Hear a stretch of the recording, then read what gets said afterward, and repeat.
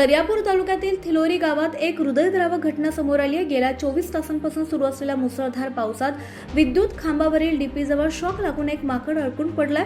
मात्र या घटनेची माहिती ग्रामस्थांनी वन विभाग आणि महावितरणाच्या अधिकाऱ्यांना वारंवार दिल्यानंतर सुद्धा तब्बल 24 तास उलटून गेले तरी संबंधित विभागाकडून कोणतीही ठोस कारवाई झालेली नसल्याचा आरोप ग्रामस्थांनी केलाय। ग्रामस्थांच्या म्हणण्यानुसार शॉक लागल्यानंतर माकड विद्युत खांबावरील डीपीवर अडकलं असून सतत सुरू असलेल्या पावसात ते जीव वाचवण्याची धडपड करत आहे। ही परिस्थिती पाहून गावकऱ्यांनी संबंधित विभागाकडे तातडीने मदतीची मागणी केली।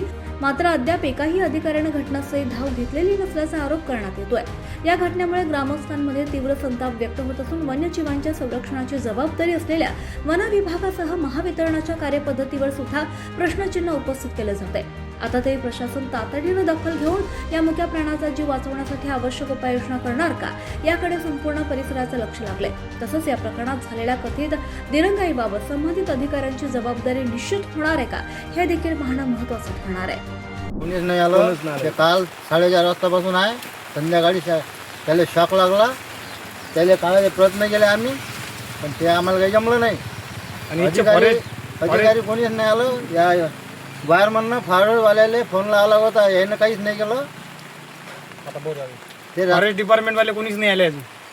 सकाळपासून फोन करणं चालू आहे बा। त्याले 5-6 फोन केले। ते म्हणतात त्याला याचा फोन लावा, ते म्हणतात त्याला फोन लावा। 5-6 जण फोन लावले, पण त्याचं काही अजून याची इच्छा नाही। पाऊस चालू आहे म्हणते बा। तो म्हणते का पाऊस चालू आहे म्हणते, टाइम लागते।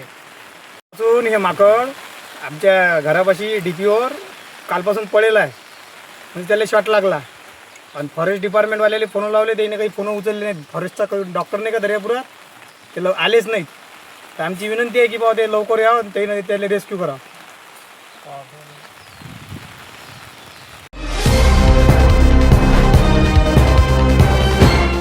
पाहत रहा फक्त जनविकास न्यूज, सत्य, संघर्ष आणि जनतेचा विश्वास।